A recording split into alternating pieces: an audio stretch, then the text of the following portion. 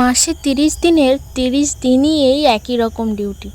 রোজ সকালে 7:30 থেকে 8টার মধ্যে ও ঠিক এইভাবেই বেরিয়ে চলে যায়। না অবশ্য কোনো মাসে এক আধটা ছুটি হয়ে যায়, একটা দুটা তো খুব কমই হয়েছে। লাস্ট কোন মাসে 2টো ছুটি হয়েছিল আমি ভুলে গেছি। যদি খুব প্রয়োজন হয় এমার্জেন্সি তাহলে একটা ছুটি নেই। কাজ না করলে কিভাবে চলবে বলো। তো সেই রোদ গরমের মধ্যে দিয়ে আবার নতুন একটা দিন শুরু হলো। নমস্কার, শুভ সকাল। কেমন আছো সবাই? আশা করি সবাই ভালো আছো। আমিও খুব ভালো আছি। আমার চ্যানেলের নতুন একটি অধ্যায়ে তোমাদের স্বাগত জানাই। আজ সকালে উঠেই আগে দোকানে চলে গেছিলাম। দোকানটা খুলে ঝাঁটপাট দিয়ে জিনিসপত্রগুলো বের করে আগে দোকানের পুজো দিয়ে চলে আসছি। তারপর এসে বাড়ির পুজোটা করলাম। এরপর তো আবার রান্না বান্না আছে। বেশ কয়েকদিন খুব গরম পড়েছে, তার উপর দোকানের চাপটাও ছিল। এই বৈশাখ জ্যৈষ্ঠ মাসটা শুধু পুজোয় কাটছে তো, যার জন্য আমাকে প্রায় কিছুক্ষণ ছাড়াই হয়তো দোকানে ছুটতে হয়। তো উনুনের মধ্যে রান্না বসিয়ে তারপর রান্নাটা মেনটেন করে কমপ্লিট করা আমার পক্ষে খুব কঠিন হয়ে ওঠে। সেই জন্য একটানা এখন কিছুদিন গ্যাসেই রান্না করছি। বড় হাঁড়িতে করে বসালাম, 2 বেলারই চাল নিচ্ছি। কারণ আবার রাত্রিবেলায় নইলে এই গরমের মধ্যে তো আর গরম ভাত খাওয়া যাবে না বলো। আর আমাদের বাড়িতে কোনো অবজেকশন নেই যে জল ঢালা ভাত কেউ খেতে পারবে না। যেদিন কারো অসুবিধা থাকে সেদিন আগের থেকেই বলে দেয়। তো আমিও সেইভাবে প্ল্যান করে আজকে একটু আলু দিয়ে ডিমের ঝোল বানাবো। বেশ অনেক দিন ডিমের ঝোল খাই না। আর তার সাথে ওই একটু ভাজাভুজি। আর এখানে একটা ছোট জামবাটির মধ্যে নিয়েছি আম পাতা, নিয়েছি খাবার সোডা, একটু লবণ আর এই লেবুটা।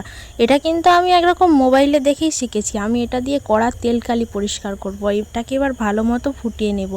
তো এইভাবে তোমরাও ট্রাই করে দেখতে পারো। এমনিতে তো আম পাতা দিয়ে ঘষলে সাদা হয়েই যায়, আর অতিরিক্ত একটু তেল চিটে আছে, তাই এইভাবে করব। সারাটা দিন একটার পর একটা পর্যায় কিন্তু আসতেই থাকে।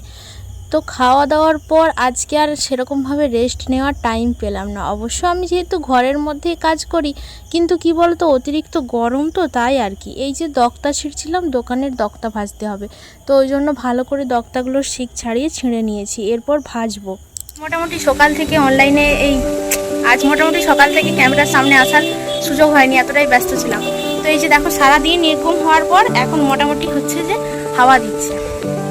বিকেলবেলাটায় খুব হাওয়া দেয়, কিন্তু হাওয়াটা আমার সারাদিন দরকার ছিল, কারণ সারাদিন আমি এই বাড়িটাতে থাকি মোটামুটি। কিন্তু বিকেলবেলা থেকে এবার আমি দোকানে চলে যাব, এবার পার্মানেন্টলি আমাকে দোকানেই থাকতে হবে। কিন্তু এখন দিচ্ছে হাওয়া, দারুণ হাওয়া দিচ্ছে এই সময়। তো সারাদিন যে গুমোট গরমটা হয়েছিল এখন হাওয়া দিয়ে গরমটা কেটে গেছে।